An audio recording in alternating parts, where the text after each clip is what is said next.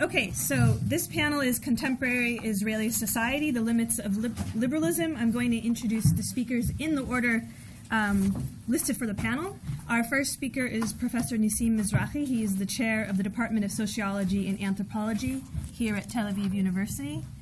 He received his MA summa cum laude from the Department of Sociology and Anthropology at Hebrew University. He earned his PhD in sociology from the University of Michigan, Ann Arbor, as a Fulbright scholar, and then he joined the Department of Social Medicine, Harvard University, as a postdoc. His main areas of interest are the sociology of knowledge and culture, science and medicine, ethnic studies, social inequality, and human rights. Professor Mizrahi is the recipient of the 2008 Clifford Geertz Prize for the year's best article in sociology of culture, awarded by the American Sociological Association, and the 2011 Rector's Prize for Excellence in Teaching at TAU, and the Israeli Sociological Association Prize for the best article published in 2012. Okay, I could go on, but in the interest of time, let me see. Okay, thank you.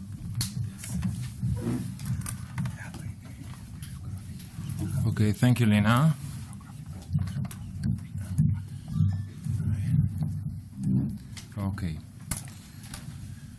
Okay, since Wednesday morning, journalists, politicians, and political commentators have puzzled over the overwhelming margin of Netanyahu's victory. But the popular press had less to say about other mysteries we have yet to understand. Why, for example, did more Arab Palestinian citizens of Israel enthusiastically embrace Shas and other ultra-Orthodox parties, Jewish, but resoundingly reject Meretz? How do we explain the predictable yet perplexing pattern? The vast majority of working-class Mizrachim support the Likud and other right-wing parties, but continue to reject the efforts of the left to speak on their behalf. This puzzle has been at the center of my work. In the last 7 years, I have conducted far-reaching research in Israel about the ways in which ordinary people from different ethnic, class, and religious backgrounds, including social activists, understand human rights and liberal justice. At the same time, I took part in a collective comparative study with Michel Lamond of Harvard University on destigmatization strategies employed by minorities in various countries, such as Brazil, the US, Canada, France, and Israel.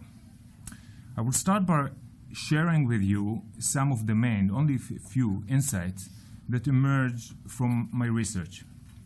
The first is that there is a gap, maybe troubling, it depends on your political view, between the universality of the human rights message and the social particularity of its adherents and opponents. This observation is captured by historian Lena Hunt's eloquent query. She asked, how can human rights be universal if they are not universally recognized? 2. Disadvantaged groups, the target populations of the international human rights discourse, and those assumed most likely to benefit from its message, often vehemently reject the very message that human rights advocates avidly deliver. And 3, so far no surprises.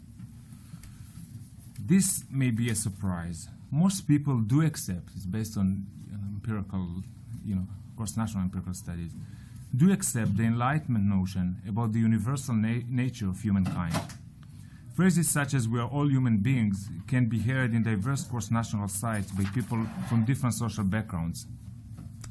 What does meet with resistance, however, are efforts to erase the distinct collective identity and boundaries and social groups. In my early work, I sought to turn the spotlight to the elephant in the room and ask, why do underprivileged groups so often and so vehemently reject the message of liberal justice and human rights? After reviewing the literature, I realized that while most social scientists were preoccupied mainly with problems of transmission of the human rights and the social justice message, whether the delivery was appropriate and clear, and its reception, whether it was properly understood, they rarely probed the message itself as possible part of the problem. I find it ironic that critical social scientists, in contrast to political philosophers, have embraced liberalism as the sole raison d'etre, guiding their diagnosis of social problems as well as their remedies. The range of explanations for resistance to human rights and liberal justice has remained tightly wedded to a single social imagery, with their sociological reasoning remaining closely tied to the liberal grammar. Within that interpretive space, the resistance to the human rights message and by its target populations remains inexplicable, a situation that make stepping outside the liberal box imperative for the following reasons. One, only by going outside the liberal grammar can we stop viewing the rejection of human rights and liberal justice as an anomaly, a deviation from the natural order, or a social malady awaiting a cure. We can then consider this resistance as a distinct moral stance deeply embedded in other social worlds of meaning. Two, once resistance is viewed as a distinct phenomena and a valid moral stance, the threat posed by human rights message to people belonging to other worlds of meaning can be recognized. This alternative direction of inquiry is necessary if we are to grasp why so many groups across the globe experience the human rights message as a problem rather than a solution. Three, from the civil society perspective, this theoretical turn can open a new avenue for dialogue between human rights adherents and their opponents. We will hear more about it from Dan Alexander in the next panel, in this panel, and from Kinneret Sadeh in the next. What I argue here is that the transition from the notion of universal humankind and the politics of universalism provides a major key to understanding the failure of human rights message to cross social boundaries. Let me, how am I doing with time? Okay. Let me show what I mean by two brief examples taken from the Israeli context. The first is taken from the typical left-wing peace demonstration against Second Lebanese War held in 2006. Dozens of protesters are carrying signs with anti-war slogans. We have no children for unnecessary war. As they march, the demonstrators shout, on this side, this is a rhyme. On this side and on the other, children want to live like brothers. בביירות ובקריות ילדים רוצים לחיות. זה לא תרגום שלי, אבל זה... Okay. Demonstrators seem to be inspired by the great social charisma flowing from the notion of universal mankind, together with its translation into the language of dignity and that of politics of universalism. Children on both sides are viewed as pure victims, in Boltanski's words, suffering from the tyranny of borders.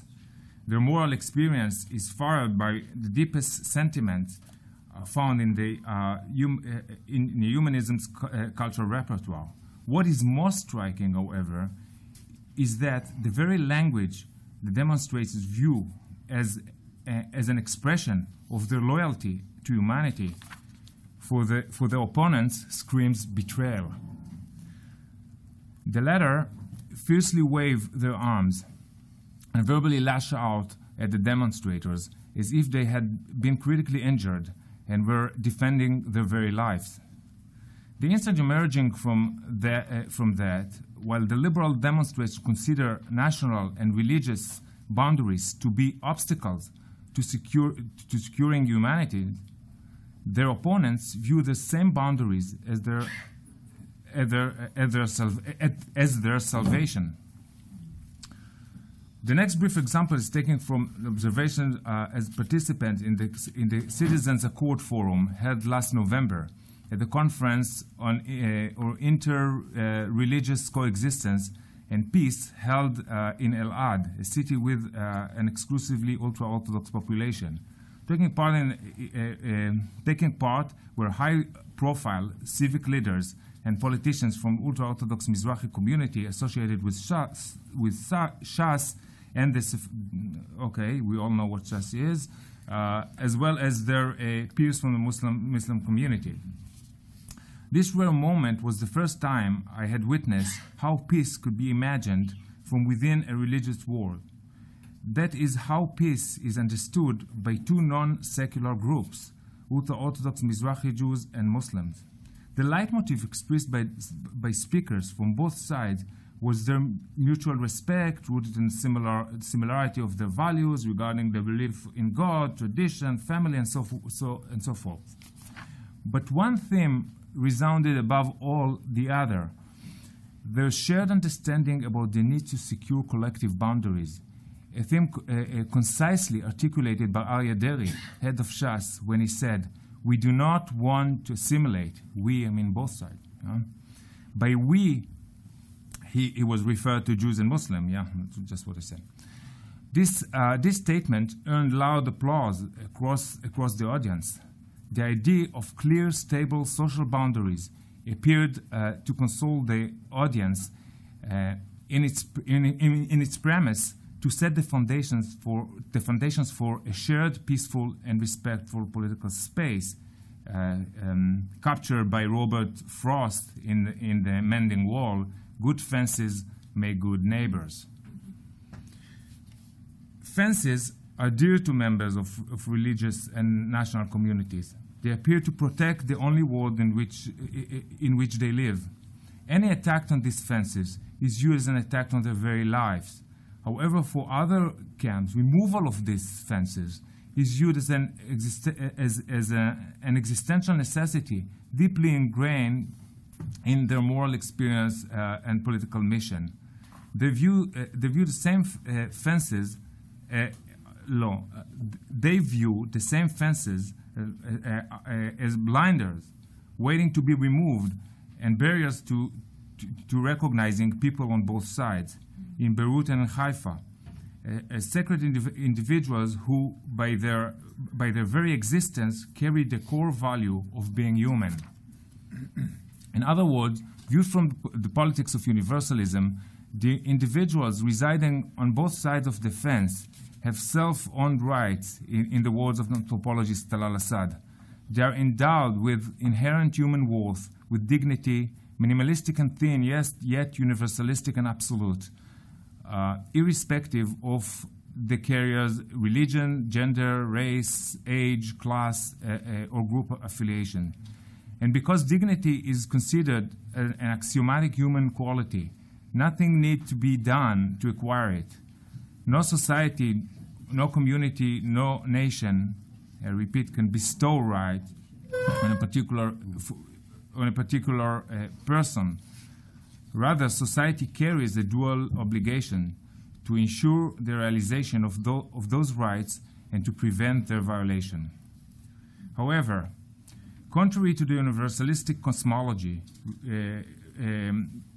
resonating within the world of dignity, we still find communities steeped in religious and republican identities on both sides of the fence.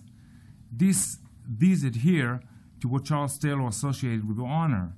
Honor implied a strong tie between individuals' identity and her place in the community, and in fact, the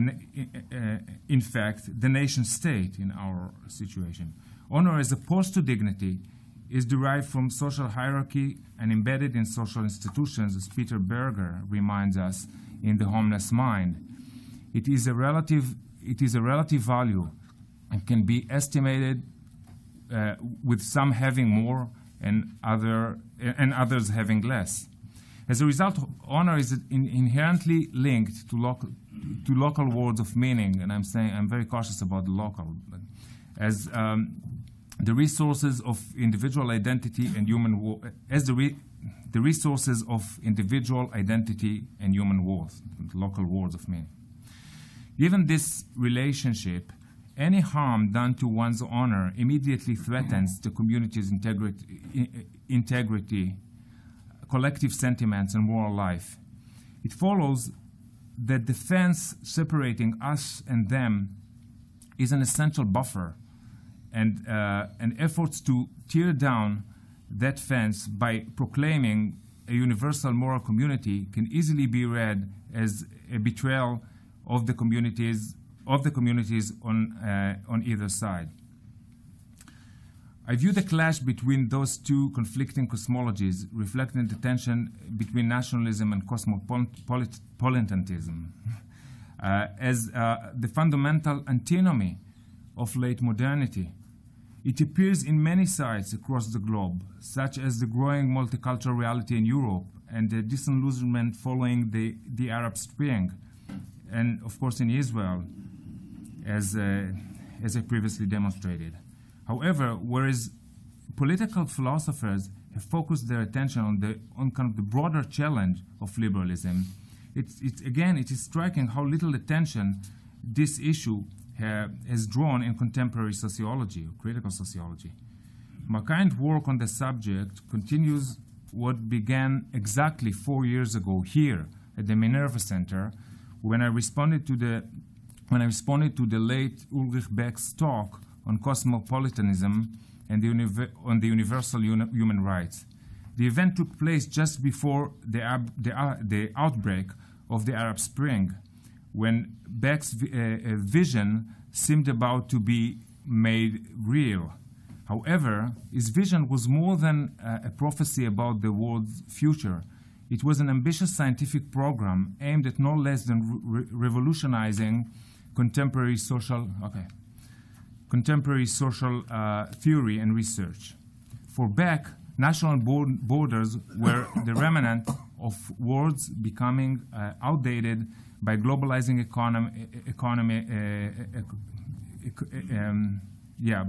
by globalizing economy, environmental trends, and no less importantly, a nascent global morality represented by universal human rights.